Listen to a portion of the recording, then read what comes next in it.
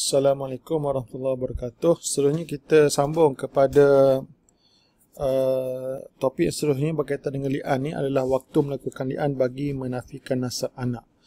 Okey, secara prinsipnya menafikan nasab anak hendaklah dilakukan dengan segera tanpa boleh ditangguhkan. Di mana tidak boleh dipelewatkan proses penafian nasab anak ini melainkan jika berlaku halangan-halangan berbentuk kemanusiaan atau keagamaan. Ini merupakan pendapat dalam mazhab Maliki, Syafi'i dan satu riwayat dalam mazhab Hanbali. Jadi mereka menafsirkan halangan-halangan bentuk kemanusiaan itu adalah seperti berita kelahiran itu sampai kepadanya pada waktu malam dan dia bersabar menunggu hingga masuk waktu subuh. Atau berita itu sampai dalam keadaan lapar atau dahaga, kemudian dia makan atau minum terlebih dahulu lah. Atau dia mengantuk, tidur dulu. Ini contoh halangan berbentuk kemanusiaan. Kalau halangan berbentuk keagamaan seperti berita kelahiran sampai hendak didirikan solat, kemudian dia didirikan solat terlebih dahulu. Okey, di mana prinsipnya penafian anak ni hendak dilakukan dengan segera, tak boleh tangguh-tangguh. Mereka kalau ada halangan yang sebenarnya kita nyatakan tadilah.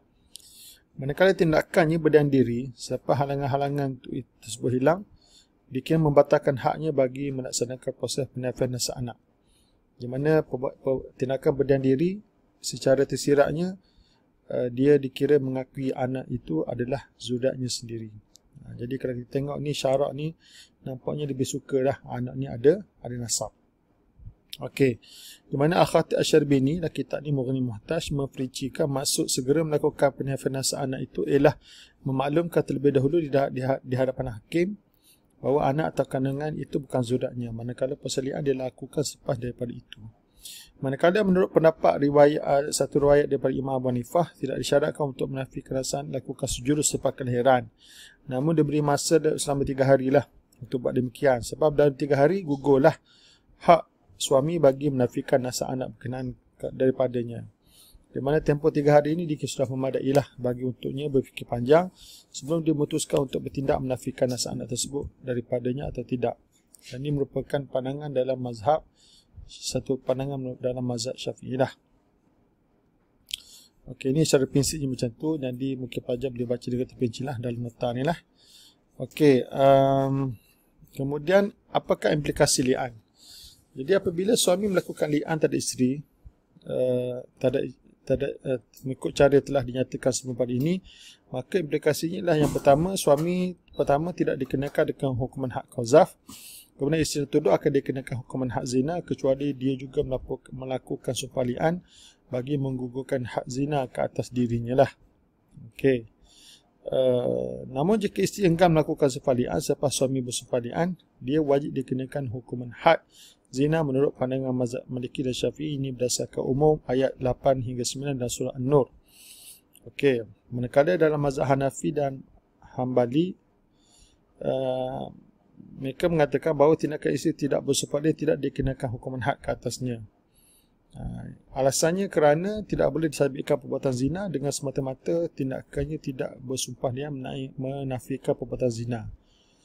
Okey, di mana hukuman had tidak boleh diputuskan dengan tindakan tidak melakukan sumpah menafikan tuduhan terhadapnya. Dalam istilah fiqh dipanggil sebagai nukul, maksudnya enggan bersumpah. Begitu juga hukuman had gugur dengan ada syubhah. Maka sini ada syubhah. Kan, idra'u al-hudud bisyubhat. Okey, dan bagi mazhab Hanbali, jika persalinan tidak berlaku daripada pasangan suami isteri ini, hubungan perkahwinan mereka dikira masih kekal wujud dan nasab anak tidak terafi daripada suami itu. Kemudian kesan yang seterusnya ataupun implikasi yang seterusnya, hubungan perkahwinan antara kedua-dua isteri berkaitan terputus dengan sendirinya apabila berlaku persalinan daripada kedua-dua pasangan suami isteri ini. Okey, kemudian adalah sedikit perincian dalam beberapa mazhab lah. Okey, kemudian ternafi nasab anak daripada lelaki tersebut jika dia melakukan penafian nasab anak tersebut kepadanya ketika melaksanakan sumpah li'an. Maka dengan itu anak tersebut dirasakkan kepada ibu. Ini merupakan pandangan dalam mazhab Maliki, Syafi'i sebagai ulama mazhab Hanbali dan Imam Zufar daripada mazhab Hanafi. Okey. Okey, ini adalah ternafi secara automatik lah bila sumpah li'an berlaku. Okey, bagi jumhur ulama Hanafi dan satu riwayat pada mazhab Hambali, ternafi nasab anak apabila hakim memisahkan antara pasangan suami isteri yang melakukan perselian dengan katanya aku pisahkan kamu berdua. Tanpa perlu wujudnya keputusan hakim bahawa nasab anak ternafi daripada suami yang melian isterinya itu. Bila hakim kata aku pisahkan kamu berdua, automatically nasab anak ternafi. Manakala bagi Imam Abu Yusuf daripada mazhab Hanafi dan satu riwayat Imam Ahmad, nasab anak tidak ternafi dengan supalian yang dilakukan oleh suami isteri berkenaan. Bahkan nasab anak tersebut nafi apabila disebut dengan jelas dalam keputusan hakim. Kemudian kesan seterusnya, suami isteri diharapkan berkahwin buat selama-lamanya. Akhirlah, walaupun terdapat beberapa perincian dalam mazhab fiqh. Okey, di mana implikasi tersebut memang boleh dirujuklah dalam hadis-hadis berikut. Boleh rujuk dalam nota kamu. Okey.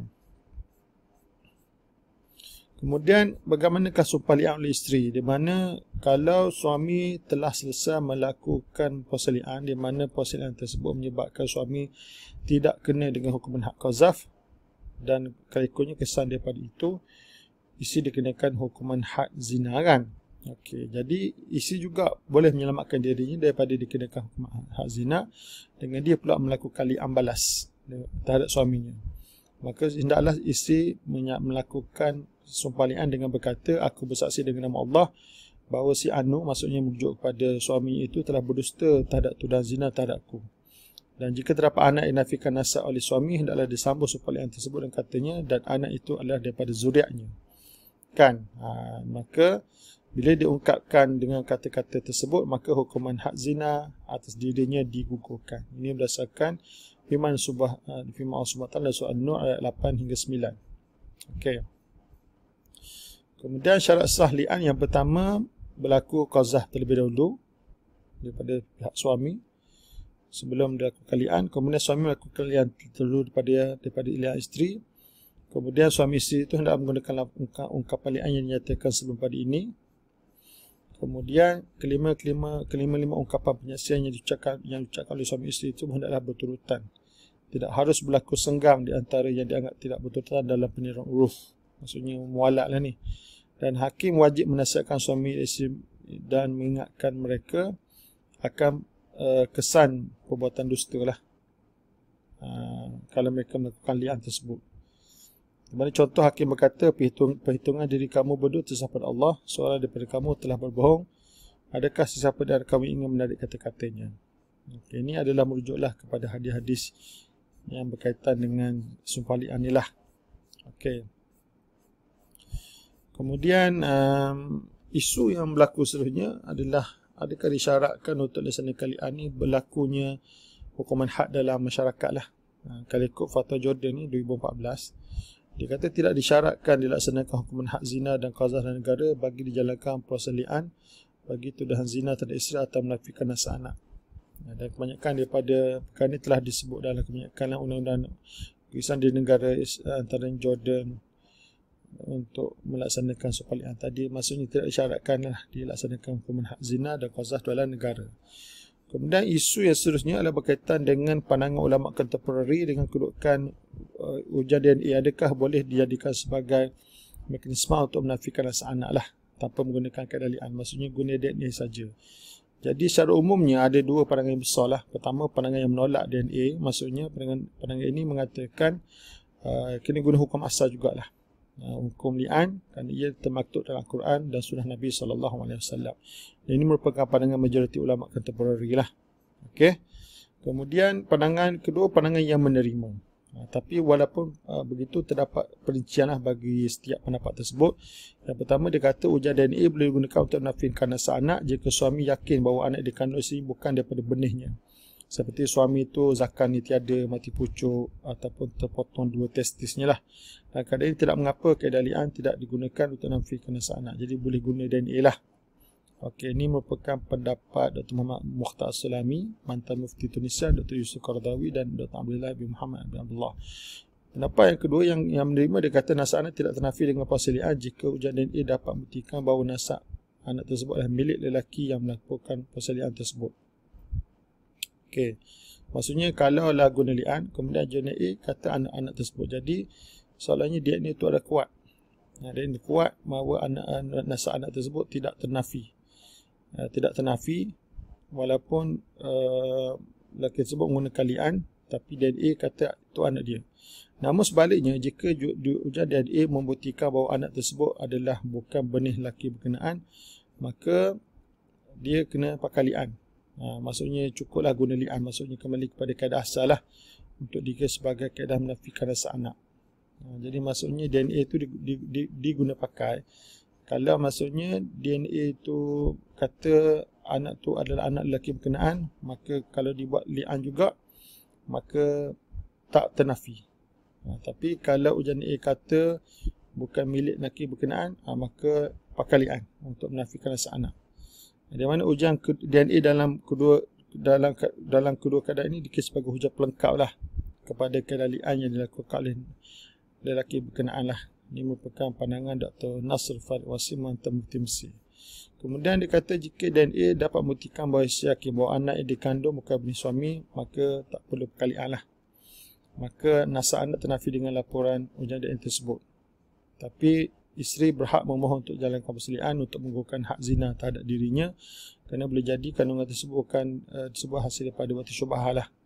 Kan maksudnya bukan zina. Okey. Tapi jika dibuktikan bahawa ujian DNA bahawa anak tersebut adalah benih suami, maka suami pula dikenakan hukuman hak qazah pula. Kan? Sebab dikira menuduh isteri berzina lah, sedangkan itu anak dia. Kemudian di sini ada pandangan Dr. Qasim Majid Fatwa Kebangsaan lah tentang isu DNA ni. Jadi boleh bacalah dalam nota kamu. Okey, kemudian kita ada kes nafi nasab anak lah di Terengganu. Di mana ringkas ceritanya dalam kes ini, maksudnya mahkamah oleh kerana pasangan ini telah bercerai lah sebelum proses di penafian anak ni berlaku. Jadi dalam perbicaraan ni lebih menggunakan maksudnya hujah-hujah dan pengakuan-pengakuan pihak yang terlibat dalam perkara ini, dan DNA dikira sebagai hujah pelengkap lah yang menyokong dakwaan-dakwaan pihak yang mendakwa. Dan akhir sekali mahkamah mendapati bahawa anak yang menjadi petikan tersebut memang bukan anak daripada suami lah. Dan mahkamah telah mengeluarkan perintah supaya nama si ayah yang sempat didaftarkan selepas kelahiran tersebut dibuang daripada menjadi ayah kepada kanak-kanak yang dipertikaikan itu, dan kiranya anak tersebut menjadi anak tidak sah taraf lah. Mana mahkamah telah meminta daripada pihak Jabatan Pendaftaran Negara buang nama ayah lelaki tersebut daripada menjadi ayah kepada kanak-kanak yang dipertikaikan itu. Jadi itu sajalah tajuk yang berkaitan, sambungan daripada tajuk yang berkaitan dengan li'an. InsyaAllah kita akan sambung seterusnya dengan masalah isu seterusnya, itu suami hilang. Wallahualam. Assalamualaikum warahmatullahi wabarakatuh.